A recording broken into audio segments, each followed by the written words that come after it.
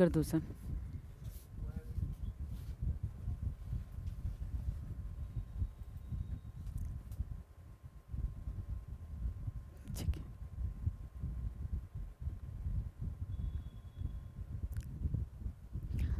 Hello everyone, very very good afternoon to all of you. Welcome to KTDT online education app. और मैं Bharti Kaushik, Lucent coaching classes private limited Gurgaon की तरफ से आप सभी का स्वागत करती हूँ। जल्दी से सभी व्यूअर्स ये बता दीजिए, क्या आपको ऑडियो वीडियो बिल्कुल क्लियर है? अगर क्लियर है तो हम आज का टॉपिक स्टार्ट करते हैं। आज का टॉपिक होगा वर्ब। जैसा कि मैं हमेशा आपको बताती हूँ कि वर्ब रीढ़ की हड्डी है ना। यानी कि अगर आप इंग्लिश का पेपर देने जा रहे हो, मतलब कोई भी पेपर देने जा रहे हो, उसमें जनरल इंग्लिश आ रही है, तो जनरल इंग्लिश में कोई ना कोई रूप में वर्ब का क्वेश्चन जरूर पूछा जाएगा। मैं आपको प्रीवियस ईयर के साथ साथ आज कंसेप्ट कराने वाली हूँ, तो बहुत ही रैपिड तरीके से चलेंगे। जल्दी से बताइए, क्या ऑडियो वीडियो आपको क्लियर है?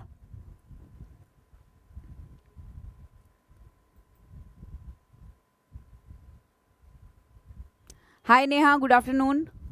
चलो, तो गीता, रोहित, नेहा, आप सभी लोगों को गुड आफ्टरनून है दोबारा से। अब इधर देखिए, सब लोग कंसंट्रेट करना। यहाँ पे मैंने सबसे पहले आपके लिए क्वेश्चन निकाला है कि वर्ब का क्वेश्चन कैसे कैसे पूछेगा, हमें एक बार वैरायटी तो पता हो, ठीक है। हमारे पास फिल इन द ब्लैंक के रूप में दिया है और सिंपल तरीके से पूछा है कि Tommy dash leave the place only when Rohit came back, ठीक है। आपके पास 4 ऑप्शन है, आप क्या फिल करोगे? जल्दी से बताओ, क्या लगता है क्या फिल करना चाहिए? क्या फिल करना चाहिए? क्या करना चाहिए? 1 2 3 4 हाँ, अच्छा, हाँ भाई, कुछ नहीं पता? नहीं पता ए, चलो, ये क्या लिखा हुआ है? केम। कौन सी फॉर्म है? सेकंड फॉर्म है। सेकंड फॉर्म मतलब पास्ट टेंस। सेकंड फॉर्म मतलब अगर ये वर्ब की सेकंड फॉर्म है, अगर ये सेंटेंस पास्ट में है, तो सीधा सीधा हमें लीव की सेकंड फॉर्म पे टिक करना है। कहाँ है? इसका मतलब आंसर क्या होगा? समझ में आ रही है बात? ठीक है जी। ऐसा क्वेश्चन आपसे पूछा हुआ है, इस क्वेश्चन में पढ़ने की भी जरूरत नहीं है। इस क्वेश्चन में सिर्फ आपको पता होना चाहिए, मैंने कहा शॉर्टकट क्या अपनाओगे? वर्ब अंडरलाइन करोगे। कहाँ लिखी है? कोई वर्ब लिखी है? कहीं नहीं लिखी, यहाँ लिखी है, अंडरलाइन कर दिया। कौन सी फॉर्म है? सेकंड फॉर्म है। सेकंड फॉर्म मतलब पास्ट। क्लियर है? एक और क्वेश्चन देखते हैं, फिर आगे चलेंगे। इस क्लास के जस्ट बाद कॉल कर लेना नेहा, कोई दिक्कत नहीं है, ठीक है। अब अगला क्वेश्चन इसने क्या दिया है देखो। इसने कहा कि करेक्ट सेंटेंस जो है उसको आइडेंटिफाई करो। आपको चारों सेंटेंस बिल्कुल सिमिलर लगेंगे। जल्दी से एक बार आंसर दो, ठीक है। अंजलि, आपका आंसर वेरी गुड। मेरी क्लास की PDF तो अपलोड हो चुकी है यार, मैं तो एडवांस अपलोड करके रखती हूँ, आने से पहले अपलोड करके आई हूँ, फिर से चेक करा लेती हूँ, ठीक है। बताओ, चारों में से किस पे टिक करोगे? A B C D, जल्दी, टाइम नहीं है इतना। B, हाँ भाई, B C। क्या सोच के सी किया? कोई आइडिया? क्या लगा? थोड़ा सा बताओ। राइट लग रहा है, बस वैसे ही, ठीक है। सबसे पहली चीज, I brought a costly watch for my sister. भाई वैसे तो ब्रिंग ब्रॉट होता है और बाय बॉट होता है। फॉर्म तो दोनों ही ठीक है ना? फॉर्म तो दोनों ही ठीक है, लेकिन आपको यहाँ पे सेंस समझनी है। अगर वो कॉस्टली कोई चीज लेके आया है ना, तो इसका मतलब खरीदने की बात कर रहा होगा, लाने की बात नहीं कर रहा होगा, ठीक है। तो ब्रॉट वाला ऑप्शन तो कैंसिल हो जाएगा, ठीक है। अब आपको ये बता दूं, अगर मैं हैड गॉट की बात कर रही हूं तो ये भी गलत है। अब बच्चा करेगा B या C में से किस पे टिक करूं, ठीक है।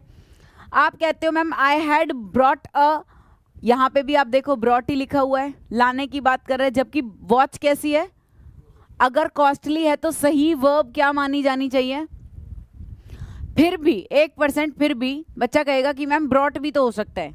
तो मैं आपको राइट आंसर इसलिए बता रही हूँ कि B क्यों है आंसर इसका। आपकी जानकारी के लिए पता होना चाहिए कि C और B में से B इसलिए है कि हैड कभी भी अकेला नहीं आता। पूरी इंग्लिश में हैड कभी भी किसी सेंटेंस में अकेला नहीं आता। क्या मतलब है इस बात का? जब भी हैड किसी सेंटेंस के हिस्से में लिखा होगा, उसके बाद कोई ना कोई दूसरा हिस्सा जरूर होगा, कैसे, इसके लिए मैं आपको थोड़ा सा यहाँ पे समझाती हूँ कि किसी एक्शन, किसी सेंटेंस में दो एक्शन दिए हों, एक फर्स्ट एक्शन और एक सेकंड एक्शन। क्या बोल रही हूँ, दोबारा बोलो, फर्स्ट एक्शन और, अब फर्स्ट एक्शन का मतलब है जो काम पहले हुआ है, जो काम पहले, और सेकंड एक्शन मतलब जो इसके बाद हुआ है। ठीक है, मैंने कहा कि वो दूध पीकर सो गया, वो दूध पीकर सो चुका था, पहले उसने क्या किया, तो जो काम पहले हुआ, he had taken, he had drink, drank, drunk, तो he had drunk the milk, ठीक है, एंड स्लेप्ट। क्लियर हो गई बात, मतलब फर्स्ट एक्शन हमेशा पास्ट परफेक्ट में बनेगा। किस में बनेगा, अगर पास्ट परफेक्ट होगा तो तुम हैड के साथ हमेशा वर्ब की कौन सी फॉर्म लगाओगे, अगर तुमने सेंटेंस में हैज, हैव, हैड देखा, क्या देखा, हैज, हैव, हैड देखा, तो तुम वर्ब की कौन सी फॉर्म लगाओगे, थर्ड फॉर्म लगाओगे। इतना क्लियर हुआ, हैज, हैव, हैड देखते तुम्हारे माइंड में मेरी बात याद आएगी कि मैम ने कहा था कौन सी फॉर्म लगानी है, थर्ड फॉर्म लगानी है, अनटिल एंड अनलेस सेंटेंस जो है वो एक्टिव वॉइस हो। पैसिव वॉइस में तो इज, एम, आर, वॉज, वर सबके साथ ही थर्ड फॉर्म लगती है, लेकिन फिर भी पहले मैं चाहती हूँ नॉर्मल सेंटेंस के लिए तुम्हारे दिमाग में एक चीज फिट कर दूं जो तुम्हारा दिमाग वहीं पे जाए।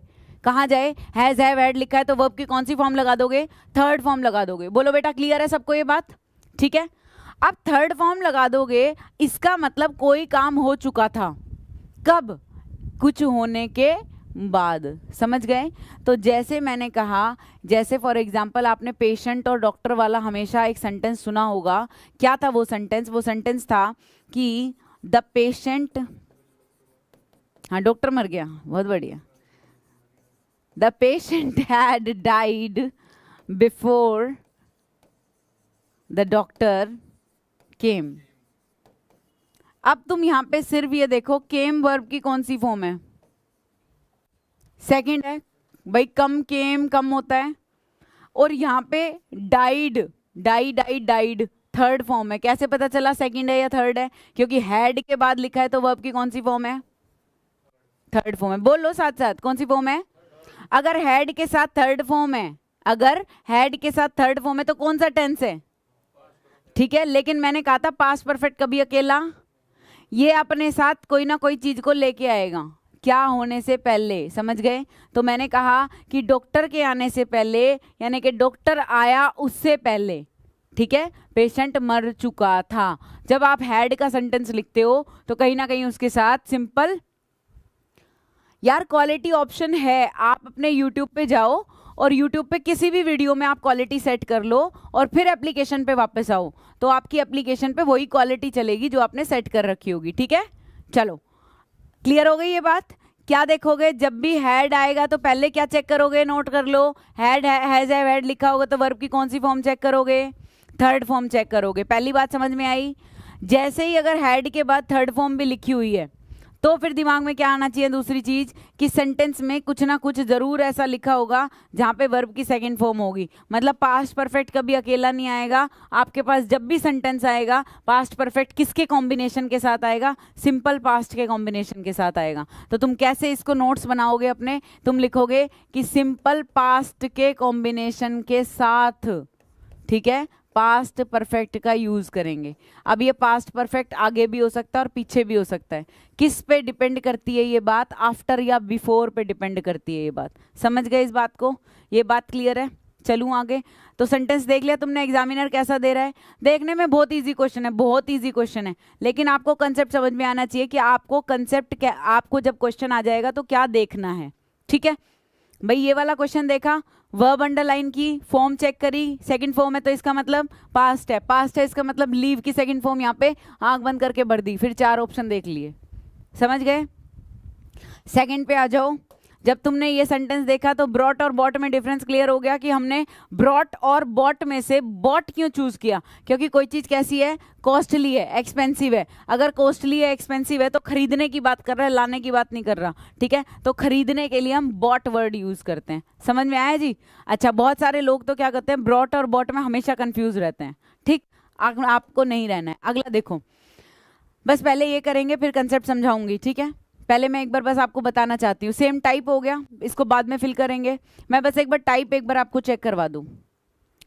जैसे ये भी एक वर्ब का है, ठीक है, ये सारे सेंटेंस में प्रैक्टिस कराऊंगी, लेकिन अभी सबसे पहले हम क्या करेंगे वो देखो।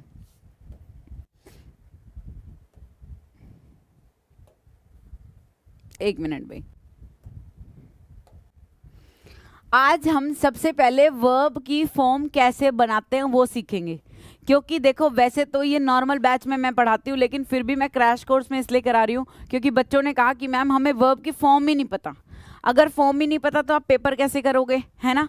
तो आपको कुछ चीज़ों का ध्यान रखना है जिसमें आपको स्पेलिंग्स में भी हेल्प मिलेगी, ठीक है। इसमें स्पेलिंग्स भी कवर होने लगेंगी। देखो कैसे कैसे पढ़ेंगे। सबसे पहले समझेंगे इसे, क्या लिखा है देखो, कि अगर कभी भी, क्या कह रही हूं ध्यान से सुनना, अगर कभी भी कॉन्सोनेंट के पहले कोई सिंगल वोवल है, यानी कि बैग वर्ड लिखा है, क्या वर्ड लिखा है बैग, लास्ट में क्या लिखा हुआ है जी, यहाँ लिखा है फिट, यहाँ लिखा है हिट, लास्ट में कॉन्सोनेंट है, क्या है कॉन्सोनेंट, लेकिन कॉन्सोनेंट से पहले एक वोवल है, ई है या आई है, कोई सिंगल वोवल है। अगर ऐसा होता है तो हम इसको क्या कर देते हैं, डबल कर देते हैं। जैसे मैंने लिखा बैग्ड, जैसे मैंने लिखा फिटेड। लेकिन हिट हमेशा हिट ही रहता है, hit hit hit, cut cut cut, put put put, समझ गए। तो कुछ वर्ब ऐसी होती है जिनकी कभी भी फॉर्म चेंज नहीं होती। क्या बोल रही हूँ, कुछ वर्ब ऐसी होती है जिनकी कभी भी फॉर्म चेंज नहीं होती। कौन सी होती है वो वर्ब, फटाफट लिखना है तो लिख लो, जल्दी करो। अगर लिखना है कौन सी ऐसी वर्ब होती है तो लिख लो, कट, पुट, शट,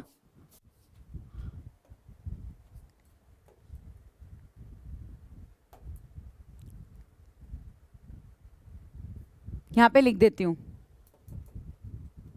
ठीक है, यहां पे लिख देती हूं कौन कौन सी है, कट, पुट,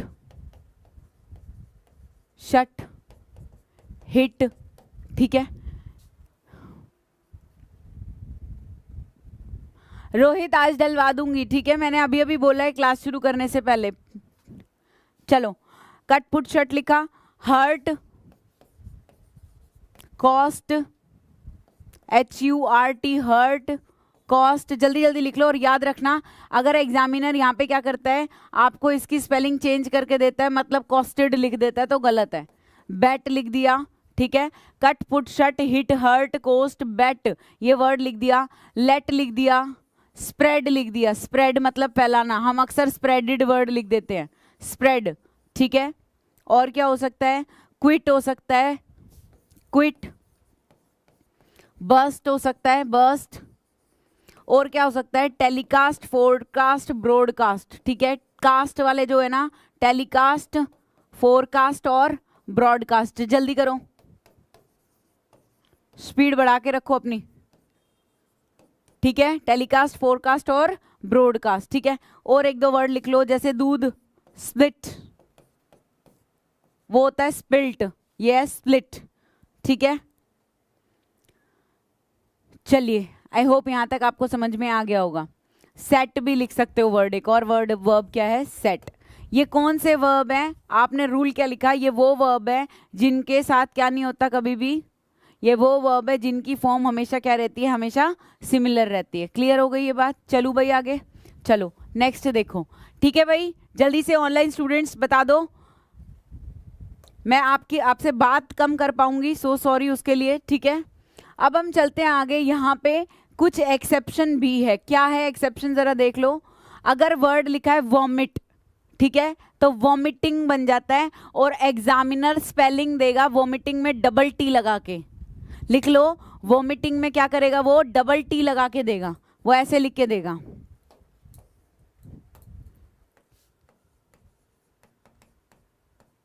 ये लिख के देगा आपको। आपको ध्यान रखना है कि जब भी वॉमिटिंग की बात करता है तो वॉमिट में सिंगल टी आता है, वॉमिटिंग, ठीक है। ऐसे ही आप लिखते हो ना टारगेटेड बैच, बहुत जगह कभी भी नोट करना, तो लोग क्या करते हैं, टारगेट लिख के इसको डबल टी कर देते हैं, जबकि टारगेटिंग या टारगेटेड जो होता है सिंगल टी आता है, ठीक है। क्लियर हो गई ये बात, याद रहेगा ना। चलो अब आगे देखो फटाफट से,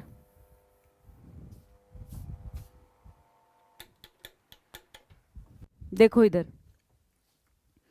नेक्स्ट पे आ जाते हैं। नेक्स्ट पे हमें क्या समझना है, देखो अगले पे हमारे पास है कि अगर मान लो कोई कॉन्सोनेंट है और उसके पहले क्या है, कोई भी दो वोवल है। कौन से हैं? कोई भी दो वोवल है। वर्ड देखो जरा, जैसे मैंने लिखा हीट, तो टी लिखा हुआ है लास्ट में, हीट, स्वेट या बीट, है ना। और इससे पहले जो दो हैं ये क्या है? दोनों दो वोवल है। पहले क्या था? सिंगल वोवल था, ठीक है। और अब कितने वोवल है? दो वोवल है। कह रहा है ऐसे में कभी भी जो लास्ट का कॉन्सोनेंट होगा वो डबल नहीं होएगा। तो जैसे आप कहते हो ही हीटेड द पैन, है ना, ही हीटेड द पैन, यानी कि सिर्फ क्या आएगा? सिंगल टी आएगा। आप बाद में E D, E N, E R इस तरीके से वर्ड जोड़ सकते हो, लेकिन जो आपका कॉन्सोनेंट है वो सिंगल रहेगा, वो डबल नहीं होएगा। कब डबल होता है? दोबारा सुन लो क्या बोल रही हूं। हाँ, अब सुनो, मैंने कहा कब डबल होता है? जब भी कोई कॉन्सोनेंट है और कॉन्सोनेंट से पहले सिंगल वोवल है। क्या है? सिंगल वोवल है। क्लियर हो गई ये बात?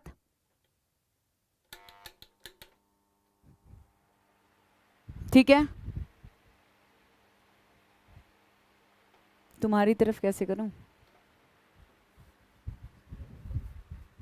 हो जाएगा? अब हो जाएगा, ठीक है। क्लियर है? आगे चलो। नेक्स्ट देखो, ये तो बहुत बेसिक है, अब थोड़ा सा आगे चलते हैं। अब इसमें और हमें क्या सीखना है? जैसे मान लो अगला रूल है हमारे पास कि अगर क्या लिखा हो, डाई लिखा हो, लाई लिखा हो या वाई लिखा हो, इसमें हमने एक वोकैबुलरी सीखी। क्या वोकैबुलरी सीखी? वी आई ई वाई का मतलब क्या होता है?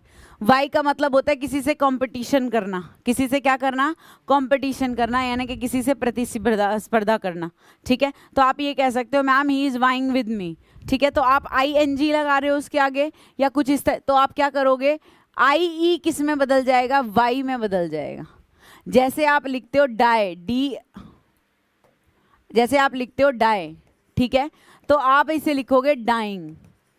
आई ई किस में बदल जाएगा? वाई में बदल जाएगा। ऐसे ही लाइंग, ऐसे ही वाइंग।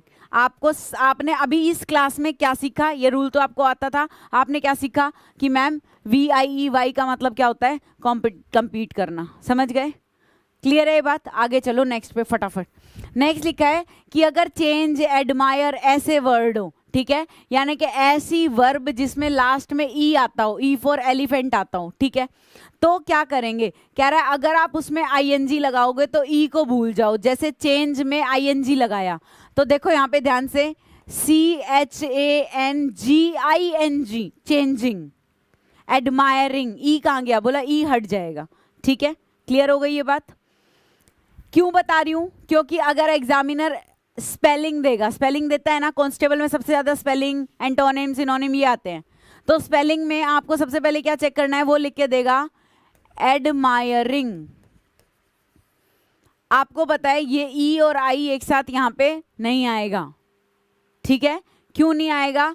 एडमायर के साथ जब आईएनजी लगा तो ई क्या हो गया? खत्म हो गया, गायब हो गया, ठीक है। बात समझ रहे हो ना? आगे देखो दूसरी चीज, तो स्पेलिंग हो गई, साथ साथ वर्ब के साथ साथ ही स्पेलिंग हो सकती है। अगला वर्ड लिखा है पैनिक, ठीक है। पहले मैं इसको थोड़ा सा और बड़ा करती हूँ जिससे आपको अच्छे से क्लियरली विजिबल हो। देखो पैनिक, एक्चुअली पैनिक का मतलब होता है डरना। हम कहते हैं डोंट पैनिक, ठीक है। ट्रैफिक का मतलब क्या होता है? तुम अपनी बताओ, ट्रैफिक का मतलब क्या होता है? ट्रैफिक का मतलब मैम जो रोड पे ट्रैफिक देखते हैं, वो गाड़ियों का समूह जो जाम हो गया है, जिसको आप ट्रैफिक बोल रहे हो, है ना, वो नाउन है। क्या है वो? नाउन है। समझ गए? लेकिन यहां हम क्या पढ़ रहे हैं? अब ट्रैफिक वर्ब का मतलब क्या होता है? इलीगल, यानी कि कोई भी इलीगल व्यापार करना। जैसे आप बोलते हैं ह्यूमन ट्रैफिकिंग, सुना है ना, ह्यूमन ट्रैफिकिंग, ठीक है। तो इसका मतलब ट्रैफिकिंग या ट्रैफिक क्या होता है? इलीगल तरीके से व्यापार करना। और जो आप ट्रैफिक, आज तक आपको पता था ट्रैफिक का मतलब जब जाम लग जाता है, वो नाउन होता है। क्या होता है वो? समझ गए इस बात को? अब दूसरी चीज सुनो। नेक्स्ट, अगर आपको, जैसे मैंने बोला पिकनिक, तो पिकनिक मतलब एंटरटेनमेंट करना। अगर आपको इसके साथ क्या करना पड़े? ईडी लगाना पड़े, तो आपको क्या करना पड़ेगा? जैसे मैंने लिखा पैनिक वर्ड, PANIC, पैनिक, यही लिखा हुआ था, यही स्पेलिंग थी, तो मुझे इसके साथ के भी जोड़ना पड़ेगा और वर्ड बनेगा पैनिक्ड। जैसे स्टूडेंट्स स्टार्टेड पैनिकिंग, ठीक है, और मैंने कहा दे स्टार्टेड पैनिक या दे पैनिक्ड, क्लियर हो गई बात? अगर मेरे को ट्रैफिकिंग वर्ड लिखना है तो ह्यूमन ट्रैफिकिंग, तो TRAFFIC ट्रैफिक, यही लिखा था। अगर मुझे ह्यूमन ट्रैफिकिंग वर्ड लिखना है, इसके आगे ING लगाना है, तो मुझे KING लगाना पड़ेगा। क्लियर? ये रूल है, समझ में आ रहा है? ये थोड़ी सी अलग चीज़ें हैं, सिर्फ अलग लगा इसीलिए मैंने सोचा कि आपको बता दूं, क्योंकि चीज़ें कई बार जब अलग होती हैं एग्जामिनर उन्हीं चीज़ों को क्या करता है, प्रेफरेंस देता है। आगे देखो फटाफट, ये हमने कवर कर लिया, ठीक है। नेक्स्ट पे चलते हैं, जल्दी से देखो, आगे आ जाओ। अगले पे कह रहा है कि अगर क्या लिखा हो, अगर कैसे वर्ड हो, जैसे क्राई, सिटी, प्रिटी, है ना, यानी कि ऐसी वर्ब, ऐसा नाउन, ऐसा एडजेक्टिव जो किस पे खत्म होगा, वाई पे खत्म होगा। आप वाई की जगह क्या कर दोगे, IE लगा दोगे। जो मैंने आपको अपने CET के कोर्स में या कई बार कई क्लासेस में आपको बताया भी है कि जब हम सिंगुलर से प्लूरल बदलते हैं, है ना, तो वाई वाले शब्दों को वाई हटा के क्या कर देते हैं, IE कर देते हैं। समझ रहे हो? तो कुछ ये चीज़ें हैं, इसको एक बार बस आप देख लेना, इस पर ज़्यादा स्ट्रेस नहीं, बस मुझे थोड़ी सी ये बारीक वाली बात बतानी थी। इस पर टाइम नहीं लगाएंगे, टाइम किस पे लगाएंगे वो देखो। ये पेपर में एक आपके पास क्वेश्चन आता है, क्या क्वेश्चन है वो मैं पहले आपको बता देती हूँ। पहले एक बार क्लियरली देखो, आपको यहाँ तक क्लियरली दिखाई दे रहा है? मैं इसको ठीक है, ये कलर ही दिखेगा अच्छे से, ठीक है।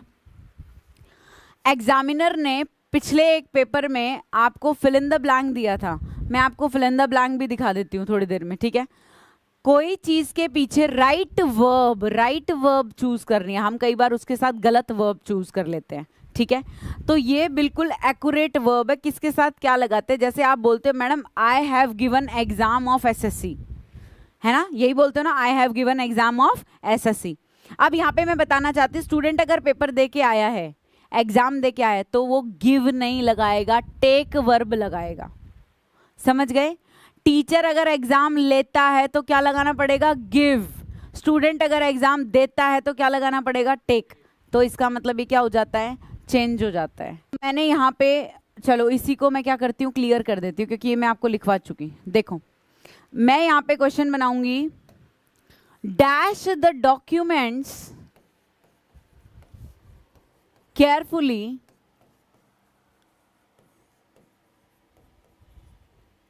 before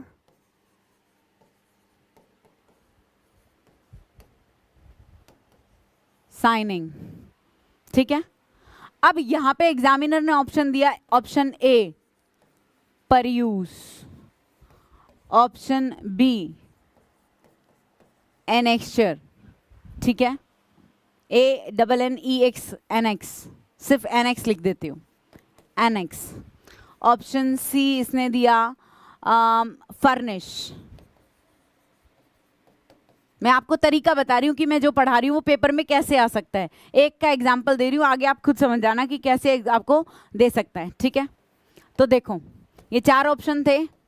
अब ऐसा क्वेश्चन आ सकता है कि नहीं आ सकता, पहले ये बताऊं, ठीक है। अब नॉर्मल कैंडिडेट यहाँ पे क्या करेगा, उसको चारों का ही मतलब नहीं पता, अक्कड़ बक्कड़ बम्बे बो, लेकिन तुम्हें ऐसे नहीं करना। तुम्हें पता है ये चारों वर्ड डॉक्यूमेंट्स के साथ ही लगते हैं, ये चारों वर्ड किसके साथ लगते हैं, डॉक्यूमेंट्स के साथ ही लगते हैं, ठीक है। लेकिन पर यूज का मतलब क्या हो गया, रीड केयरफुली, मतलब भाई ध्यान से पढ़ना साइन करने से पहले, ठीक है। भाई एनेक्स का मतलब क्या होता है, एनेक्स का मतलब होता है किसी भी डॉक्यूमेंट को उस डॉक्यूमेंट के साथ लगाना, ठीक है। फिर मैंने कहा फर्निश का मतलब क्या होता है, कोई डॉक्यूमेंट को क्या करना, तैयार करना, रेडी करना, डॉक्यूमेंट को उपलब्ध कराना, किसी के आगे पेश करना। और एनक्लोज का मतलब क्या हो गया, किसी फोल्डर या किसी जगह किसी लिफाफे में डालना, ठीक है। तो तभी तुम सही आंसर कर पाओगे जब तुम्हें पता होगा। जल्दी से एक बार मुझे बता दो, क्वेश्चन का पैटर्न समझ में आया, क्या पैटर्न बन सकता है। वीडियो रुक रुक के चल रही है भाई, मैं चेक करा देती हूँ, ठीक है। आगे सुनो, नेक्स्ट। अब हमारे पास नेक्स्ट वर्ड क्या है, जब आप स्टूडेंट हो, क्या हो, स्टूडेंट हो। जब आप स्टूडेंट हो तो टेस्ट से पहले आपको क्या लगाना है, टेक लगाना है, क्या लगाना है। लेकिन अगर आप टीचर हो तो आप क्या लगाओगे, गिव लगाओगे। अगर बात रिस्क, एक्शन, एडवांस, ठीक है, या एडवांटेज वर्ड लिखेंगे, एडवांटेज। अगर कभी भी एडवांटेज लिखा है, बात लिखा है, रिस्क लिखा है, एक्शन लिखा है, तो आपको वहां पे क्या लिखना पड़ेगा?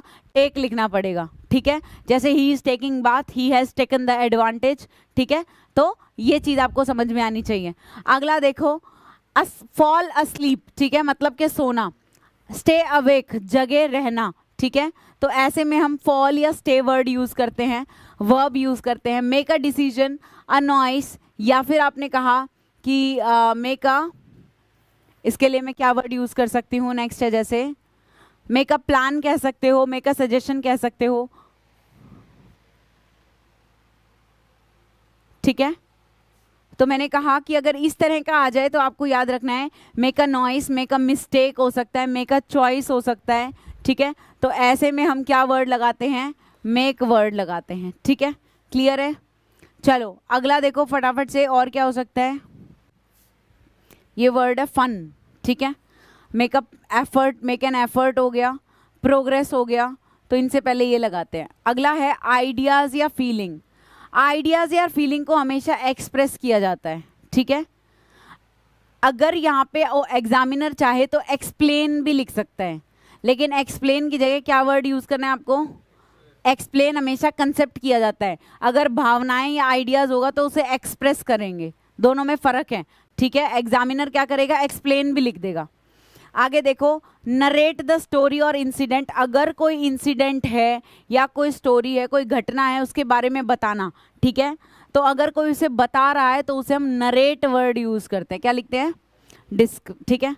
अगला है रिसाइट पोयम। पोयम को जब आप गाते हो, देखो एक चीज बता देती हूँ मैं आपको, जब पोयम को आप गाते हो तो उसके लिए आप क्या वर्ड यूज करोगे? तो आप उसके लिए रिसाइट वर्ड यूज करोगे, तो आप बोलते हो रेसिटेशन, ठीक है। रिसाइट, जैसे she started reciting the poem, तो रिसाइट वर्ड का मतलब क्या होता है? रिसाइट एक वर्ब है। अब एक बार चेक करो, मैं फिर से चेक करवा रही हूं, ठीक है। आज क्यों क्लास में प्रॉब्लम आ रही है? अगला देखो, डिवोट, स्पेंड और वेस्ट, ठीक है। भाई आप किसी को अगर टाइम दे देते हो, किसी चीज पे समय लगाते हो तो डिवोट, ठीक है। किसी के साथ समय बिताते हो तो स्पेंड, और अगर बर्बाद करते हो तो क्या आएगा? वेस्ट। ये चीज को ध्यान रखना। अगर आप किसी को जैसे मान लो how much time you devote to your studies, तो डिवोट वर्ड हम तब लगाते हैं जब हम किसी पे क्या करते हैं? समर्पित करते हैं किसी चीज को। लेकिन आप किसी के साथ समय बिता रहे हो, ठीक है, तो आप स्पेंड टाइम लिखोगे। और अगर कोई समय को बर्बाद कर रहा है तब वेस्ट टाइम लिखेंगे। क्लियर है ये बात? कभी मैं ये नहीं कहूंगी कि ही स्पेंड हिज टाइम अननेसेसरी। कोई भी चीज है तो अगर चीज अननेसेसरी है तो स्पेंड वर्ड ना लिख के क्या लिखना पड़ेगा? वेस्ट लिखना पड़ेगा। क्लियर है? आगे देखो नेक्स्ट। बेटा यहाँ से तो वीडियो नहीं रुक रही, आपके यहाँ नेट एक बार चेक करो, आपका नेटवर्क चेक करो। यहाँ वीडियो क्लियरली चल रही है, मैंने अभी चेक कराया है। और सभी के साथ ऐसा क्यों है? अब भी वीडियो रुक रुक के चल रही है, देखो सर। आगे देखो बेटा, नेक्स्ट पे आ जाओ, इतने सर सही कर रहे हैं।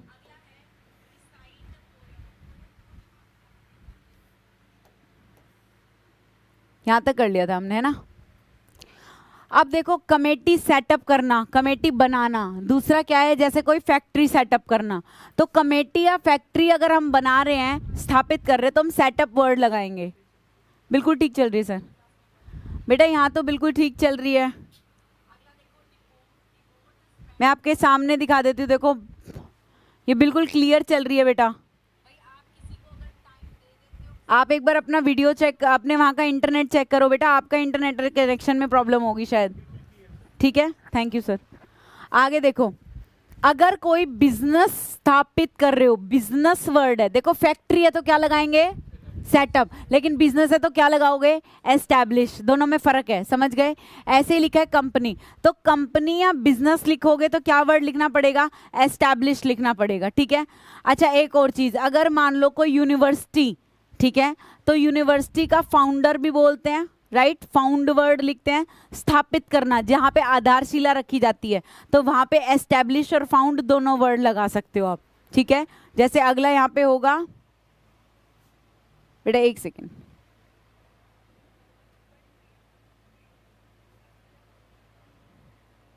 अगला देखो,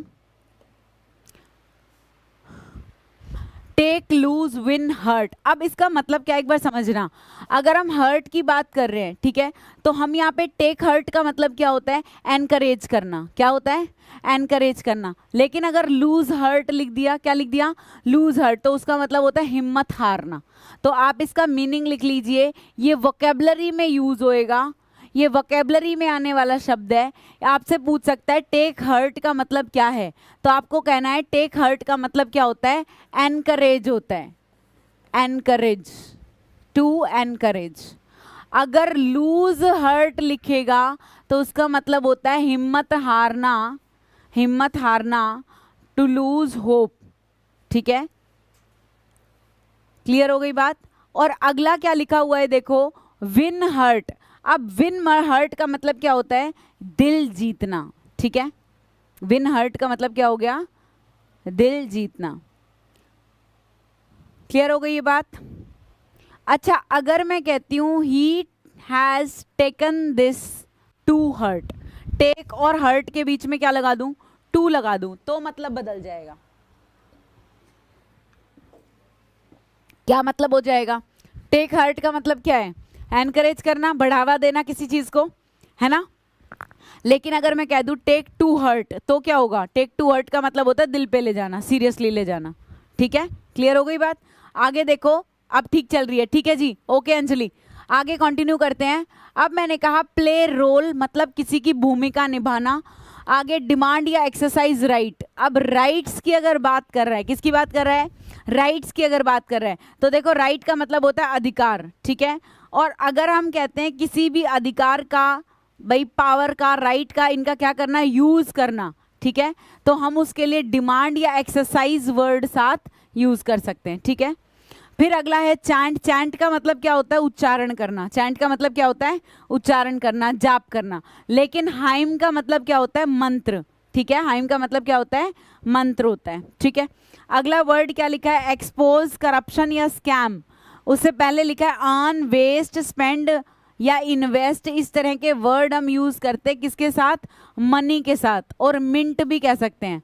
मिंट मनी का मतलब जानते हो क्या होता है, मिंट मनी का मतलब होता है नोट छापना।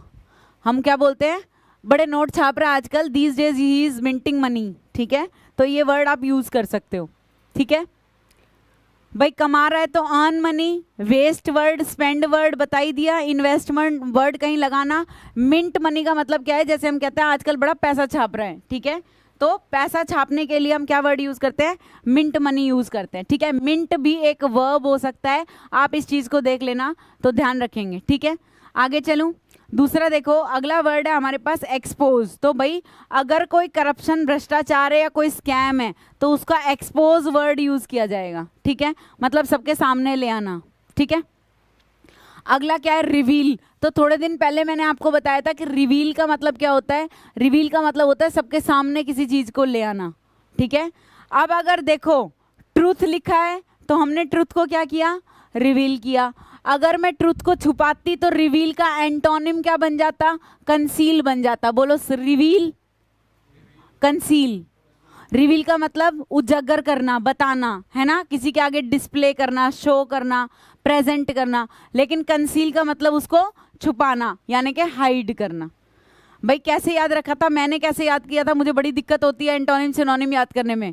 तो मैंने कैसे अपनी प्रॉब्लम को सॉल्व किया, जैसे वर्ड बोला कंसील तो सील वर्ड सामने आ गया। अब किसी चीज को छुपाया है तो क्या कर दिया, सील लगा दी सामने।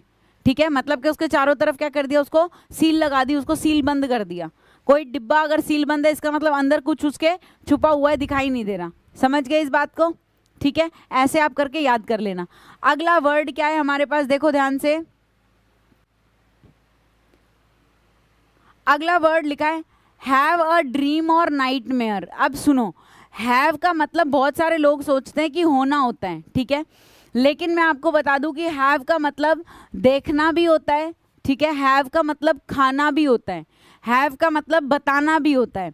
जैसे मान लो मैंने कहा have a dream, I had a dream. ठीक है, अच्छा सपना है तो ड्रीम है, लेकिन बुरा सपना है, डरावना है तो क्या कहलाएगा, नाइटमेयर कहलाएगा। क्या कहलाएगा? अगला देखो, ये सबसे इंपॉर्टेंट है। अगर आप ये कहोगे ना अब तक जितना पढ़ा है उसमें से क्या आएगा, तो एक तो आएगा टेक एग्जाम गिव एग्जाम वाला कंसेप्ट, और दूसरा आता है टैक्स का कंसेप्ट। और टैक्स के कंसेप्ट में हमेशा लेवी, इम्पोज और पे टैक्स आता है। लेवी और इम्पोज वर्ड आपको मिलेंगे। मैं इसको थोड़ा सा और बड़ा कर देती हूँ, आप अच्छे से देख लो, मैं यहाँ लिख देती हूँ। अगर कभी भी LEVY लेवी या इम्पोज वर्ड हो ऑप्शन में, तो देखना किसके लिए यूज होंगे, ये हमेशा टैक्स के लिए यूज होंगे। ये बहुत इंपॉर्टेंट है, हर कोई याद रखना, ठीक है। बता देती हूँ, लेवी का मतलब होता है जब ऑफिशियली डिमांड करते हैं, ठीक है, जैसे मनी कलेक्ट करते हैं, तो गवर्नमेंट हमेशा क्या करती है, अगर गवर्नमेंट टैक्स को क्या करेगी, गवर्नमेंट लेवी टैक्सेस, ठीक है, गवर्नमेंट लेवी टैक्सेस। क्लियर हो गई ये बात। लेकिन मैंने कहा इम्पोज शब्द का मतलब क्या है, इम्पोज का मतलब हो जाएगा जब आप कहोगे टू मेक अ लॉ या to accepted by using power, कहने का मतलब जब आप किसी पे क्या करते हो, लागू कर देते हो। तो गवर्नमेंट हमेशा टैक्स को या तो लेवी करेगी और अथॉरिटी क्या कर देती है, उसे इम्पोज कर देती है। और बंदे को, किसी भी व्यक्ति को क्या करना पड़ता है, टैक्स पे करना पड़ता है, ठीक है। पिछली बार के पेपर में टैक्स का क्वेश्चन क्या आया था, दिखा दूं एक बार? हाँ, देखना चाहोगे ना, आप समझ में आ रहा है तो पता भी होना चाहिए, हैंड टू हैंड देख लेते हैं। देखो इधर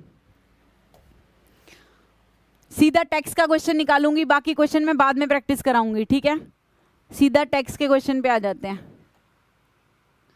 देखो ये क्वेश्चन है, थोड़ा सा बड़ा कर देती हूँ। Deputy ranger forest department morning session का पेपर था, ठीक है, ये इतना ही होएगा। क्या लिखा था, it is dash for every tax payer to dash the tax return to income tax department, ठीक है। अब 4 ऑप्शन है, क्या भरोगे जल्दी देखो।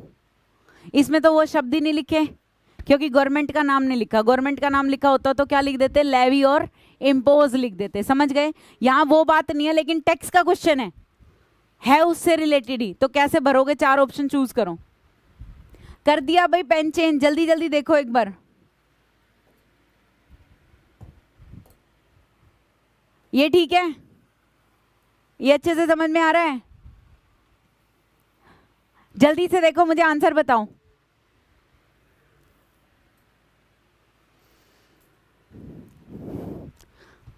छह बजे प्रैक्टिस सेशन कराऊंगी यूट्यूब पे, ठीक है, इसी का ही प्रैक्टिस सेशन कराऊंगी, सारे प्रीवियस ईयर क्वेश्चन सोल्व कराऊंगी 6 बजे Lucent coaching classes private limited वाले चैनल पे, ठीक। जल्दी से इसका आंसर बता दो, क्या टिक करोगे? सी, ठीक है। कह रहा है बाइंडिंग या पे कब लगाते हैं, देखो 2 ऑप्शन दिए हुए हैं, it is binding for every tax payer to pay the tax return, ठीक है। टैक्स रिटर्न है ना, डॉक्यूमेंट होते हैं, समझ रहे हो। अगर टैक्स होता तो हम पे की तरफ जा सकते थे, लेकिन ये क्या है, टैक्स रिटर्न्स है, ये डॉक्यूमेंट्स की बात कर रहे हैं, ठीक है। अब ऐसे में हम उसको क्या करेंगे, सबमिट करेंगे। और it is dash for every tax pair, अगर मैं बाइंडिंग, वर्थवाइल या पॉसिबल की बात करूं तो ये वर्ड इतने सही नहीं है जितना सही क्या है, ऑब्लिगेटरी। ऑब्लिगेटरी क्या होता है, कंपल्सरी। अगर तुमसे सिनोनिम पूछ ले कि ऑब्लिगेटरी का सिनोनिम बताओ, तो तुम क्या बताओगे, क्या दोगे जी, कंपल्सरी हो सकता है। और पिछले पेपर में एक में मैंडेटरी वर्ड भी था, तो मैंडेटरी भी हो सकता है। मैंडेटरी नहीं होगा तो क्या हो सकता है, रिक्वायर्ड हो सकता है, ठीक है, नेसेसरी हो सकता है। ये सारे के सारे क्या बन जाएंगे, सिनोनिम बन जाएंगे। बात समझ में आ रही है? हाँ भाई जल्दी से बताओ, ये वाला क्वेश्चन क्लियर है? एक क्वेश्चन से कैसे कई सारे क्वेश्चन निकाल सकते हो, वही चीज तुम्हें यहाँ पे सीखनी है, वो चीज तुम्हें सीखना बहुत जरूरी है, ठीक है। चलूं आगे, नवीन, सुनील, वीरेंद्र, एक बार जल्दी से बताओ, क्लियर है? चलो अब इसके बाद आगे चलते हैं। Obligatory, compulsory, mandatory, required, necessary लिख लिया? नहीं नहीं, क्या जरूरत है लिखने की, हैंड टू हैंड लिखा करो, स्पीड बहुत तेज बनाओ, ठीक है, इतना टाइम नहीं है।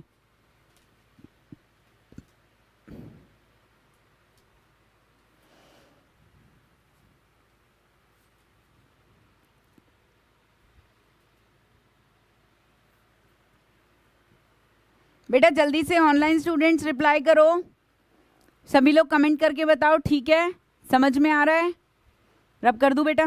चलो अब आगे आ जाओ नेक्स्ट पे।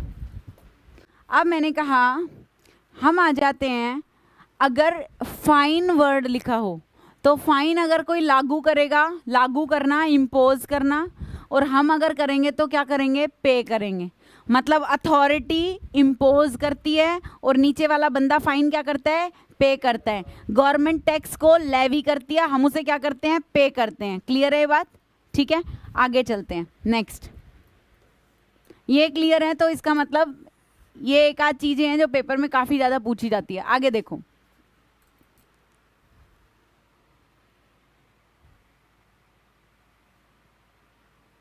वर्ड अच्छे से दिखाई देगा। वर्ड लिखा है बियर फ्रूट्स, ठीक है। अभी एक्चुअली यहाँ पे बियर का मतलब होता है झेलना और फ्रूट्स का मतलब होता है नतीजा, परिणाम। जो भी परिणाम है, you will bear the fruits. आपके माइंड में फ्रूट्स वर्ड पढ़ते ही फल आ गया था, गलत है। सुनो मेरी बात, अगर कभी भी फ्रूट वर्ड लिखा है तो हम फलों की बात कर रहे हैं। अगर फ्रूट्स लिखा है तो नतीजा परिणाम की बात कर रहे हैं। नतीजा परिणाम जिसे आप रिजल्ट बोलते हो, जिसे कॉन्सिक्वेंसेस भी बोल सकते हो। क्या बोल सकते हो? मैं वर्ब के साथ साथ ही आपको एंटोनिम सिनोनिम बताती जा रही हूँ, ध्यान रखना, क्योंकि क्रैश कोर्स है, हम पेपर की तैयारी कर रहे हैं। पेपर में क्या आ सकता है, अलग से कोई टॉपिक या चैप्टर नहीं बना सकती, ठीक है। क्लियर है बेटा? ये चीज समझ में आ रहा है? चलो अब दूसरी चीज देखो, रिवर फ्लोज, रिवर बहती है, विंड ब्लोज। तो रिवर तो बहती है, फ्लो करती है, और हवा बहती है, उसके लिए बहती के लिए फ्लो नहीं लिखेंगे, क्या लिखेंगे? ब्लो लिखेंगे। बस ये ध्यान रखना, ठीक है। हवा बहती है, बहती के पे होमेज। अब होमेज क्या होता है? जल्दी बताओ, पे होमेज क्या मतलब क्या है? बोलो भाई। किसी को रेस्पेक्ट देते हो, किसी को ट्रिब्यूट करते हो, जैसे pay my regards to your mom, है ना। तो pay my regards to your mom, या फिर मैंने कहा कि पे रेस्पेक्ट या पे ट्रिब्यूट टू समवन, क्या वर्ड यूज करेंगे उसके लिए? ट्रिब्यूट वर्ड यूज करेंगे, ठीक है। जब आप किसी को क्या करते हो, कोई सम्मान देते हो, ऑनर देते हो, ऐसे में आप क्या वर्ड यूज करते हो? पे वर्ड यूज करते हो, ठीक है। अगला देखो फटाफट।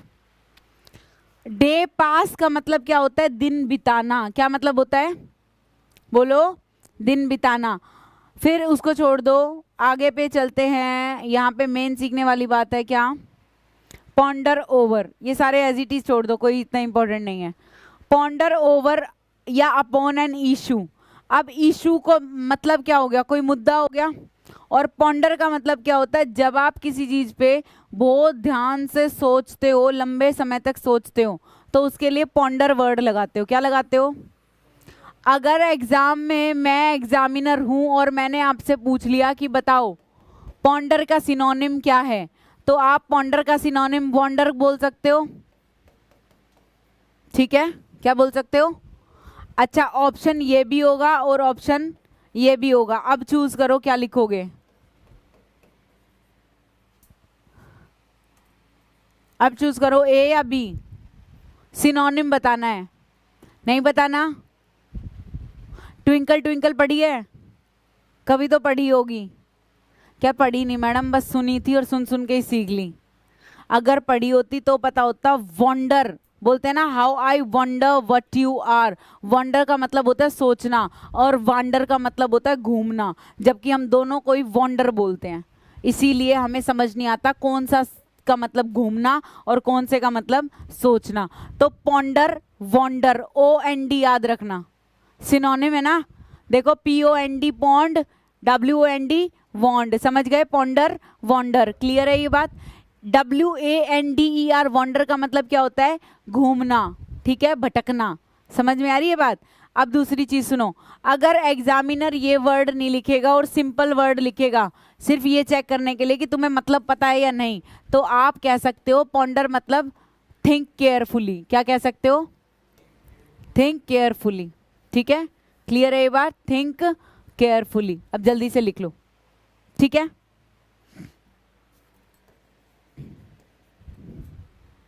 Think carefully.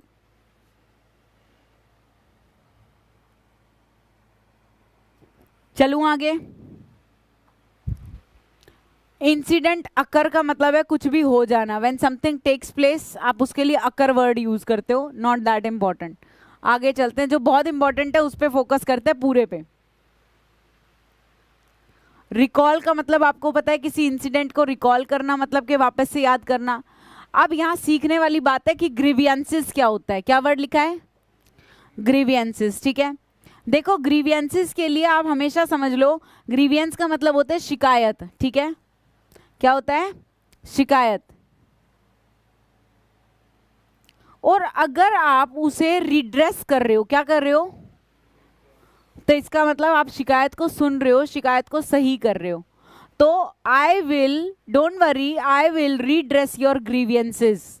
इसका मतलब क्या है कि जो भी आपके साथ गलत हुआ, जो भी आपकी शिकायत है, उसको क्या किया जाएगा? सुनवाई की जाएगी, उसको सुना जाएगा, उसको सही किया जाएगा। तो रिड्रेस ग्रीवियंसेस। ग्रीवियंस एक ऐसा वर्ड है जो रोजमर्रा जिंदगी में हम यूज करते हैं, ठीक है। अगर मैं यहाँ वर्ड लिखती हूँ ग्रीफ, GRIEF, ग्रीफ, ठीक है। अच्छा बेटा PDF में डाल चुकी हूँ नरेंद्र, और जिसकी फर्स्ट डे क्लास है वो एक बार पहले वाली देख लेना। क्या कराया था? प्रेपोजिशन कराया था, ठीक है। और आज हम वर्ब करा रहे हैं।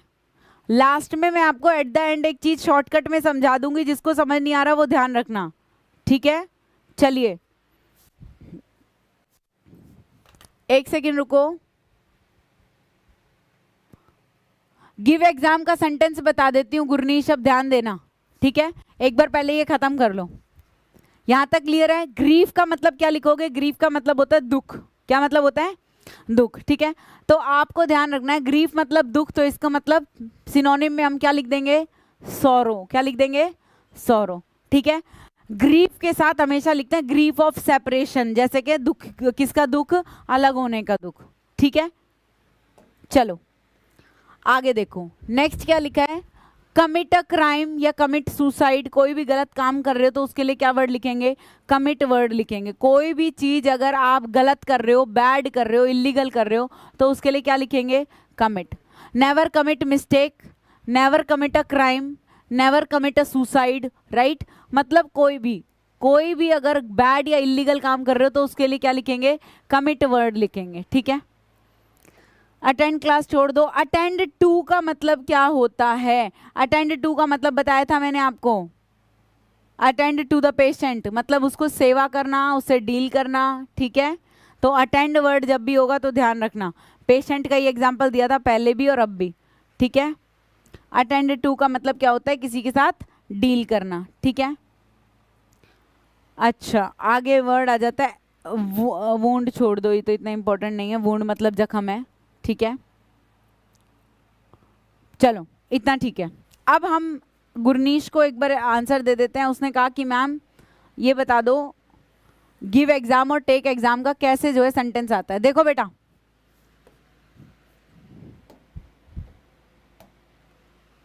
यहां पे मैंने लिखा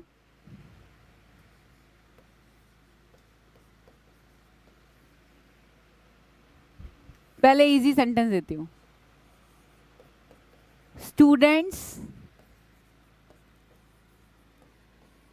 did not gave the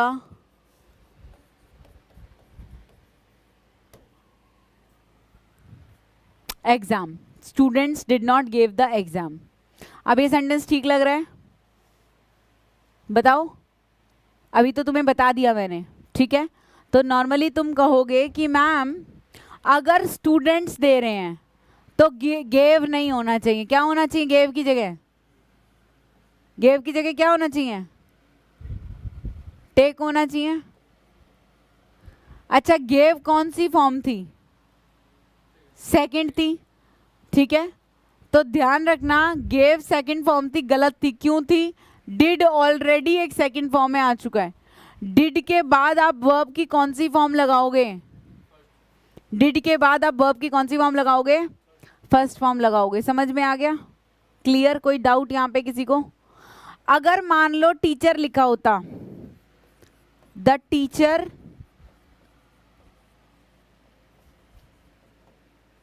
did not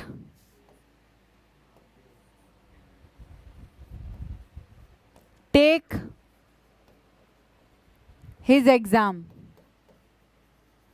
teacher ने उसका एग्जाम नहीं लिया, तो हमें पता है कि भाई लेने के लिए हम टेक लगाते हैं, लेकिन यहाँ पे हमें उल्टा करना पड़ेगा। टीचर है तो क्या लिखना पड़ेगा? Did not give his exam. ठीक है? ऐसा क्यों होता है पता है? ये भी बताऊं क्या? रट के काम चल जाएगा? बता देती हूँ, सुनो। एग्जाम जो होता है ना, वो इवैल्यूएशन होता है। इवैल्यूएशन हम सामने वाले का लेते हैं, इवैल्यूएशन हम सामने वाले का लेते हैं, जांचते हैं हम, और सामने वाला अपना इवैल्यूएशन, समझ रहे हो? इसीलिए हम यहाँ पे क्या कर देते हैं, चीज़ों को चेंज कर देते हैं।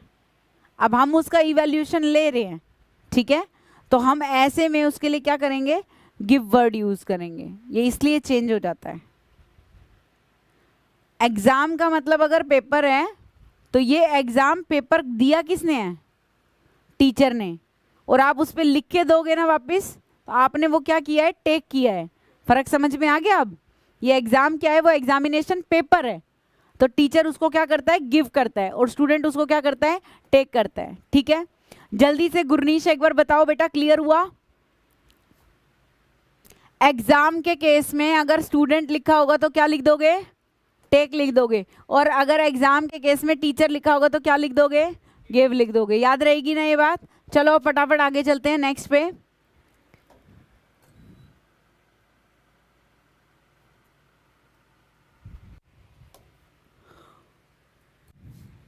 ये बहुत इंपॉर्टेंट है। क्यों है इंपॉर्टेंट? जरा एक बार समझना। HSSC पिछली बार अभी जब क्वेश्चन आया था, एक तो एक्सकर्शन का क्वेश्चन आया था जब 2021 में पेपर हुआ था, ठीक है, जनवरी में जब हुआ था, ठीक है, जो कैंसिल हो गया था, है ना, ग्राम सचिव का। और एक इसमें कंफ्यूजिंग वर्ब दे देता है। तो कैसे देता है कंफ्यूजिंग वर्ब? इसके लिए मैं 2 प्रैक्टिस सेशन रखूंगी। जैसे आज तो हम प्रीवियस पेपर करेंगे और कल मैं इसका जो एडवांस लेवल बनाऊंगी वो, लेकिन उससे पहले तुम्हें ये सारे याद करने हैं। समझो कैसे। बिड बिड बिड, अगर बोली लगाना, किसकी बात कर रहे हैं? बोली लगाने की बात कर रहे हैं, तो बोली लगाने को हम बिड बोलते हैं। ठीक है? अब आपको सेंटेंस में मतलब समझना है। अगर बोली लगाने की बात कर रहे हैं तो बिड बिड बिड ही रहेगा। लेकिन अगर आदेश देना, किसी का अभिवादन करना, मतलब किसी को कोई चीज के लिए मनाही करना या परमिशन देना, अगर उसके लिए हम बिड यूज करते हैं तो उसका पास्ट क्या हो जाएगा? बेड।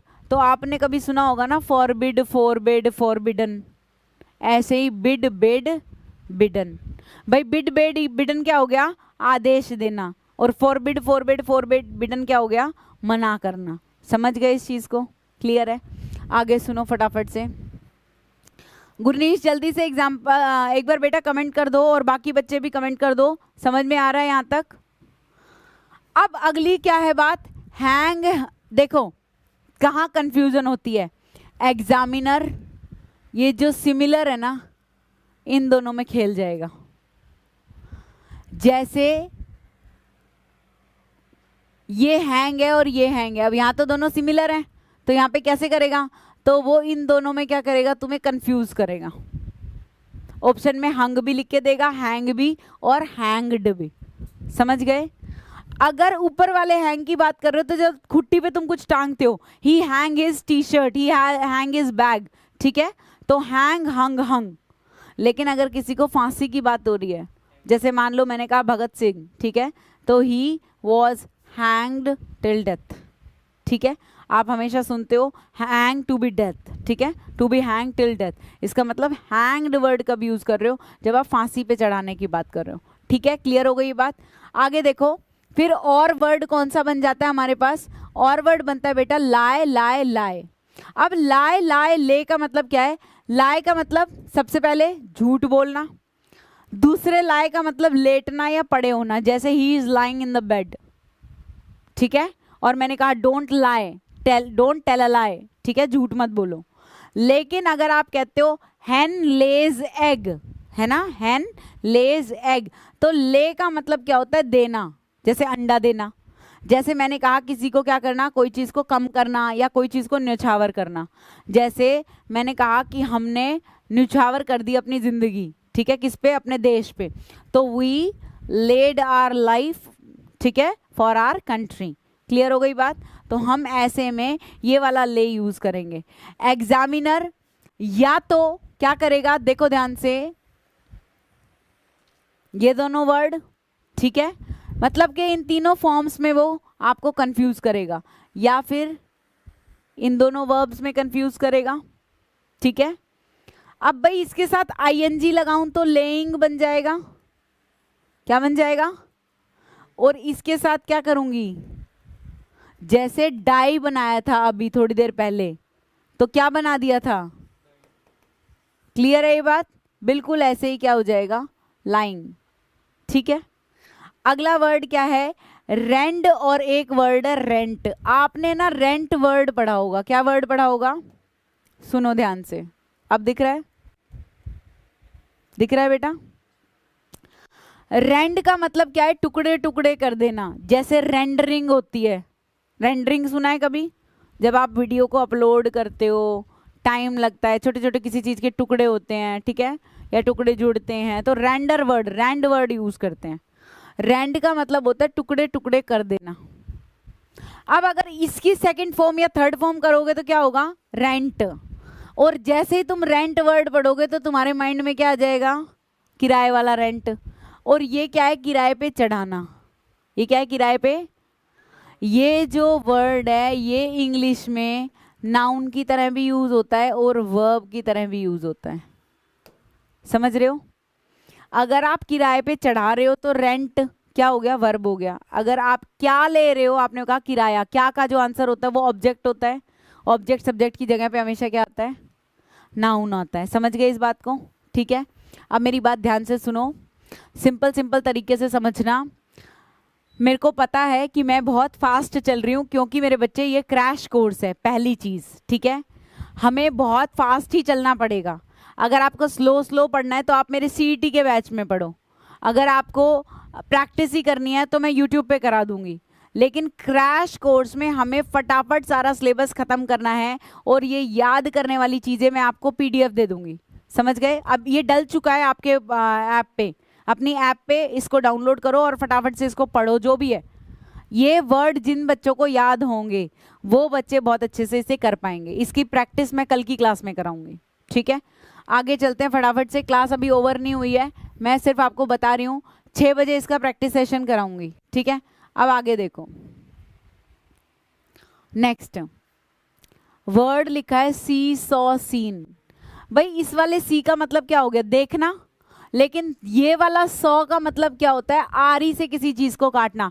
अगर सेंटेंस में वुड कटर लिखा होगा, कारपेंटर लिखा होगा और लकड़ी वुड वर्ड लिखा होगा तो तुम्हारे माइंड में क्या आना चाहिए, सॉ की बात आनी चाहिए। क्या आनी चाहिए, चलिए ठीक है, गिव और टेक पता चल गया, बहुत अच्छी बात है, ठीक है, क्लियर है भाई। सॉ, अगली बार है स्यू। अब स्यू का मतलब क्या होता है, सिलना। अगर मान लो टेलर लिखा है, क्या लिखा है, टेलर लिखा है, तो वो सिलने का काम करता है ना, तो क्या लिखोगे, SEW स्यू लिखोगे, ठीक है।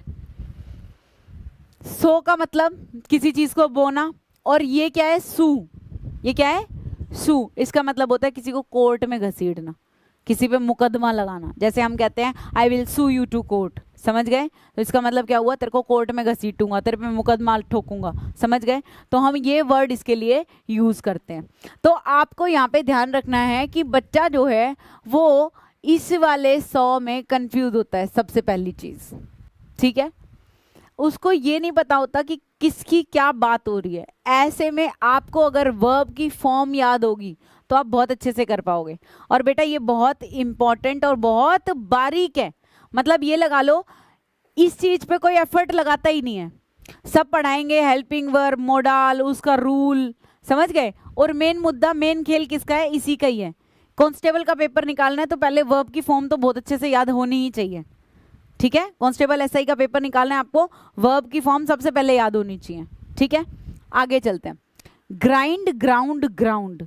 अब ये वाले ग्राइंड का मतलब क्या होता है? ये वाले ग्राइंड का मतलब होता है पीसना, ठीक है। क्या होता है? पीसना। लेकिन ये वाले ग्राउंड का मतलब क्या होता है? जमीन पर उतरना, उतारना। जैसे मैंने बोला, मैंने फ्लाइट जमीन पे उतार ली या उतरवा ली, ठीक है, तो मैंने उसको क्या कर दिया? लेकिन ग्राउंड कर लिया। क्या कर लिया? लेकिन अगर मैं दांत पीस रही हूं, अगर मैं मसाला पीस रही हूं, तो मैं क्या वर्ड यूज करूंगी? ग्राइंड। क्या बोलेंगे? तो ग्राइंड, ग्राउंड, ग्राउंड, और ये क्या है? Ground, grounded, grounded. दोनों में डिफरेंस समझ में आया? चलूं भाई आगे। अगला लिखा है राइज, रोज। ये वाली वर्ब आई थी पिछले एचएसएससी में, ठीक है। राइज में से क्वेश्चन पूछा हुआ था। क्या क्वेश्चन पूछा था? सुनो, मैं यहाँ पे सेंटेंस भी लिख देती हूँ एक बार। इस तरह का वर्ड था, देखो इधर ध्यान से, एक मिनट देखो। Students must raise their hand when they have doubt. They must raise their hand when they have doubt, ठीक है।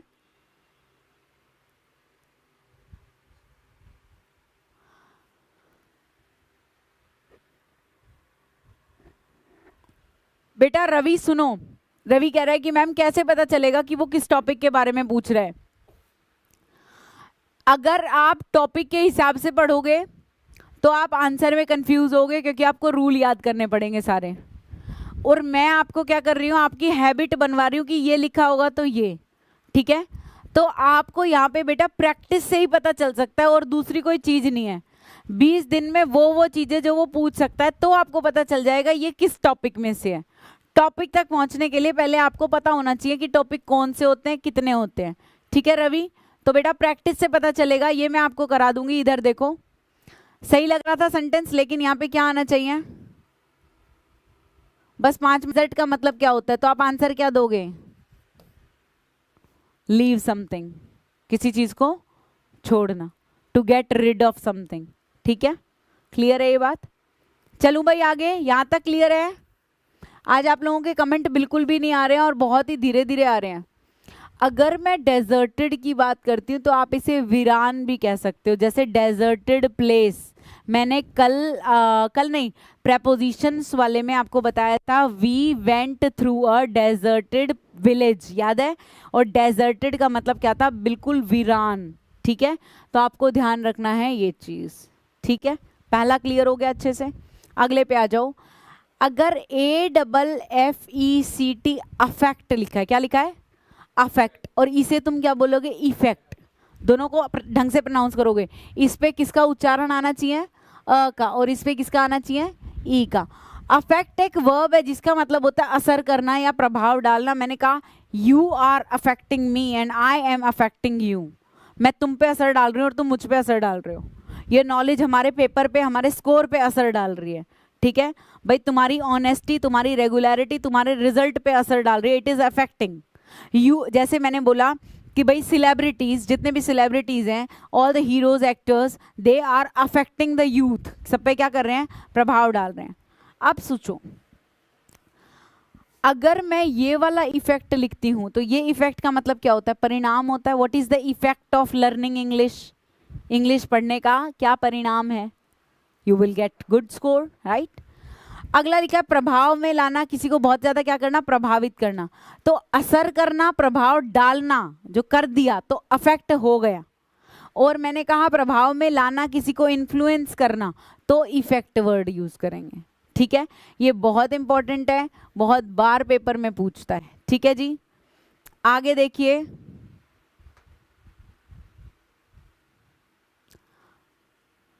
चलो कोई दिक्कत नहीं है, तुम्हें समझ में आ रहा है ना? तो आगे देखो। अब प्रैक्टिस और प्रैक्टिस। अगर सी और एस की बात करूं तो सी का मतलब क्या हो गया? नाउन, और एस का मतलब क्या हो गया? वर्ब। दोनों में सी और एस का फर्क है। ये हो गया प्रैक्टिस, ये हो गया प्रैक्टिस, समझ गए। इस प्रैक्टिस का मतलब है अभ्यास और इसका मतलब है अभ्यास करना। जैसे सेम फर्क एडवाइस और एडवाइज में है, एडवाइस और एडवाइज। तो यहाँ पे देखो स की आवाज आ रही है और यहाँ पे किसकी आ रही है, ज की आवाज आ रही है, जी, ठीक है। ये हो गया सलाह और ये हो गया सलाह देना। अगला देखो ध्यान से एक बार, lose loss loss, lose loss lose. अगर मैं कह रही हूं लूज है तो इसका मतलब ढीला है, भाई कुर्ता लूज है, चप्पल लूज है, वॉटेवर, रिंग लूज है। अगर लॉस की बात कर रही हूँ तो हानि की बात कर रही हूँ, और ये वाले लॉस का मतलब होता है कुछ भी खोना या हारना, ठीक है। I don't want to lose you, I don't want to lose you, and he lost his empire, he lost his memory। तो इसकी जब आप फॉर्म बनाओगे तो क्या बनेगी, क्या बनेगी इसकी फॉर्म, लूज की सेकंड फॉर्म क्या बनेगी, लॉस्ट, लॉस्ट, ठीक है भाई। ये तो एडजेक्टिव है, ठीक है। अगर हम इसकी बात करें तो ये क्या है, नाउन है, वो हमेशा लॉस ही रहेगा। क्लियर।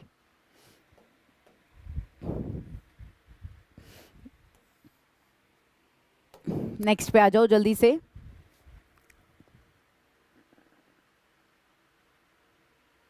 देखो इधर ध्यान से, कॉम्प्लीमेंट और कॉम्प्लीमेंट, ठीक है। अगर आप कंप्लीट वर्ड लिखते हो, पहले इधर देखो क्या वर्ड लिखते हो, लास्ट में क्या है, ई, क्या है, चलो। और अब मैंने लिखा कॉम्प्ली, क्या लिखा, ठीक है। तो जब कॉम्प्लीमेंट दे रही हूं तो तारीफ कर रही हूं, और जब किसी चीज के कॉम्प्लीमेंट की बात हो रही है, ठीक है, तो इसका मतलब उसको पूरा करने की बात हो रही है, कंप्लीट करने की बात हो रही है। आई और ई से तुम्हें याद रखना है, कॉम्प्लीमेंट झटके से बोल रही हूं, आई का यूज, इसका मतलब तारीफ करना, ठीक है। लेकिन अगर कॉम्प्लीमेंट ई की यूज कर रहे हो तो कंप्लीट वर्ड से बनेगा, that is complement, and complement is complement word होगा, कंप्लीमेंट दैट इज किसी चीज को पूरा करना, ठीक है। अगला है एनवलप, और एनवलप अब ये भी बहुत जरूरी है। अगर मैं इस एनवलप की बात कर रही हूं जिसमें क्या है, ई है, क्या है, देखो एक बार ध्यान से, क्या फालतू है, सिर्फ ई फालतू है, ठीक है। कोई ना कोई चीज एक्स्ट्रा किसके अंदर मिलेगी, जब तुम्हें ई एक्स्ट्रा मिलेगा तो तुम समझ जाओगे ये क्या है। जब कुछ कम मिल रहा है इसका मतलब जवाब देना पड़ रहा है, ठीक है। क्लियर हो रही है बात। आगे चलो। वैसे दूसरी चीज, अगर कंप्राइज की बात करोगे, क्या करोगे, कंप्राइज, तो कंप्राइज का मतलब क्या हो गया, कंसिस्ट ऑफ, कोई चीज को बनाना। कंटेन का मतलब कोई चीज किसी चीज के अंदर है, और कंपोज का मतलब बनाना। जैसे मैंने कहा Himesh Reshammiya is a good composer, बड़े अच्छे अच्छे गाने बनाता है, कंपोज करता है, ठीक है। तो कंपोज का मतलब क्या हो गया, बनाना, ठीक है। लेकिन मैंने कहा कंप्राइज का मतलब क्या होता है, कंसिस्ट ऑफ, जो किस चीज से बना होता है। जैसे दिस रूम कंप्राइजेस 4 वॉल्स, 4 दीवारों से बना है, ठीक है। अब मैंने कहा कि this bucket contains 5 litre of milk, इस बकेट में कितना दूध है। तो कोई चीज अगर किसी चीज के अंदर है तो कंटेन वर्ड लिखोगे, समझ आ रही है। अगर आगे क्या लिखा है, अवॉइड या शन, अवॉइड का मतलब होता है किसी चीज से बचना, और स्पन का मतलब to ignore because he doesn't deserve your attention और योर लव, ठीक है, छोड़ दो। अगला कैनवस, देखो इंपॉर्टेंट है ये वर्ड क्योंकि ये भी बहुत बार पूछा गया है। कैसे याद करोगे, देखो एक है कैनवस, एक है कैनवस। अब जिसमें डबल एस है मतलब एक फालतू है, घूम घूम के वोट मांगोगे तो एक फालतू मिलेगा, और अगर एक एस कम है तो इसका मतलब वो मोटा कपड़ा है, क्या है, मोटा कपड़ा है। क्लियर हो गई बात। दोनों कैसे याद रखोगे, इधर देखो मैंने कहा कैनवस, समझ गए। तो ये डबल एस है, घूम घूम के अगर कोई चीज की है तो डबल हो गई होगी, वोट मांगना, घूम घूम के क्या किया है। अगर मैं कैनवस लिखती तो ये कैनवस पेंटिंग होती है, मोटे कपड़े पे जो पेंटिंग की जाती है उसको कैनवस पेंटिंग बोलते हैं, ठीक है। तो कैनवस मतलब मोटा कपड़ा। टेंट के लिए भी जो कैनवस रेबो लगाए जाते हैं वो क्या होते हैं, कैनवस वर्ड यूज करते हैं, मोटा कपड़ा, ठीक है। आगे देखो, लास्ट है बस, जल्दी से फिर हम फिनिश करेंगे। देखो, लेंड का मतलब होता है उधार देना और बोरो का मतलब होता है उधार लेना। Please lend me some money, इसका मतलब मुझे उधार दे दो। और मैंने कहा कि I have borrow money from my brother, मैंने उससे पैसे उधार लिए हैं। तो उधार देना लेंड करना और किसी से उधार लेना मतलब बोरो करना, ठीक है। एक वर्ड है ओ, तो ओ समथिंग, किसी के जब हम कर्जवान होते हैं, ठीक है ना, आई ओ यू दिस, इसका मतलब मुझे ये पेन तुम्हें देना है, इसका मतलब मैंने ये तुमसे उधार लिया था, समझ गए। तो ओ डब्ल्यू ई ओ वर्ड भी हम कब यूज करते हैं, कब यूज करते हैं, जब हम उधार की बात करते हैं, ठीक है। भाई नरेंद्र जी बिल्कुल नहीं पता, मैं बिल्कुल नहीं जानती क्यों आज ऐसा है, क्योंकि मेरी तरफ से कोई ऐसी प्रॉब्लम नहीं है। फिर भी मैं आपको पीडीएफ दे दूंगी, आप सभी एक बार याद कर लीजिएगा, और अगर इसके समझने में कोई दिक्कत है तो मैं ज़रूर समझाऊंगी। 6 बजे इसका प्रैक्टिस सेशन मैं अपने यूट्यूब चैनल पे लूंगी, Lucent coaching classes private limited पे, ठीक है। एक्सेप्ट को छोड़कर, एक्सेप्ट मतलब उस किसी चीज़ को छोड़कर, जैसे मैंने बोला एक्सेप्ट दिस, एक्सेप्ट दैट, ये क्या है, एक तरह का प्रपोजिशन। लेकिन अगर ये एक्सेप्ट लिखती हूँ इसका मतलब है किसी चीज़ को एक्सेप्ट करना, अपनाना। और ये वाला एक्सपेक्ट का मतलब क्या हो गया, एक्सपेक्ट का मतलब क्या हो गया, किसी से उम्मीद करना। Don't expect this from me, है ना। तो एक्सपेक्ट का मतलब क्या हुआ, उम्मीद करना, क्लियर। आगे लिखा है सस्पेक्ट, मतलब आशंका होना, किसी चीज़ पे संदेह होना, ठीक है। सस्पेक्ट या सस्पिशियस, सस्पेक्ट वर्ब हो गया, अगर मुझे इसे एडजेक्टिव बनाना है तो मैं इसके आगे क्या जोड़ दूंगी, आई ओ यू एस, तो वो बन जाएगा सस्पिशियस, ठीक है। अगला है एस्पेक्ट, एक्सपेक्ट मतलब पहलू, जैसे following aspects of the exam, इतने पहलू, ठीक है, एस्पेक्ट। अगला है रिमेंबर, यानी कि याद करना। हाँ जी नरेंद्र जी, आपके कमेंट दिखाई दे रहे हैं बहुत आराम से। रेमिनेंस का मतलब अतीत की सुखद बातों की चर्चा करना, रेमिनेंस, ठीक है। आप इसे रेमिन्स कहेंगे, रेमिनिस कहेंगे। रिमाइंड का मतलब याद करना, रिकॉल का मतलब फिर से याद करना। लेकिन रिवेंज का मतलब होता है बदला लेना। क्या होता है, रिवेंज या एवेंज अगर लिखा है तो बदला लेना, ठीक है। गुस्से की भावना से बदला लेते हो तो रिवेंज, और न्याय करने के लिए जैसे टिट फॉर टैट करते हो तो एवेंज, ये जरूर याद रखना। अगर गुस्से की भावना से किसी का बुरा करने के लिए आप बदला ले रहे हो तो उसे रिवेंज बोलते हैं, ठीक है। रोहित जी पक्का डलवा दूंगी अभी बस क्लास ओवर होते ही, ठीक है। और अगर आप न्याय लेने के लिए कुछ कर रहे हो तो इसका मतलब बदला ले रहे हो तो वो क्या होगा, एवेंज होगा। अब एक है रूट, ROUT, रूट, बुरी तरह से पराजित करना, बुरी तरह से हारना। अब एक चीज को ध्यान रखना, एग्जामिनर यूं लिख के देगा कि इसका सिनोनिम बताओ, तो आप बताओगे इसका सिनोनिम मतलब किसी को डिफीट करना। क्या बताओगे, किसी को डिफीट करना। क्लियर हो गई ये बात। ऐसे ही अगर रूट वर्ड है तो रूट का मतलब क्या हो गया, रास्ता, रास्ता मतलब कोई पाथ, कोई वे, ठीक है। ये वाला रूट क्या हो गया, जड़। और अपरूट का मतलब क्या होता है, किसी चीज को उखाड़ फेंकना, ठीक है। अपरूट का मतलब क्या होता है, किसी चीज को जड़ से उखाड़ फेंकना। क्लियर है ये बात। अपरूट के लिए अगर सिनोनिम पूछे तो इरेडिकेट कह सकते हो, eradicate.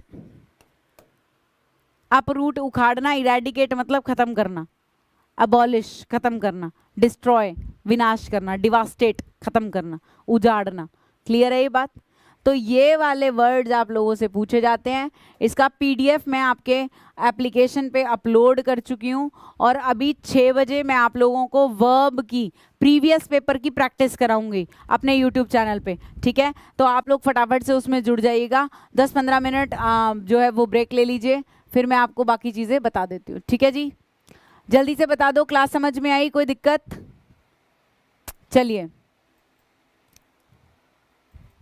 So okay guys, it is very nice interacting with you. जल्दी मिलते हैं 6 बजे यूट्यूब चैनल पे, ठीक है। Lucent coaching classes private limited. Bye bye, take care.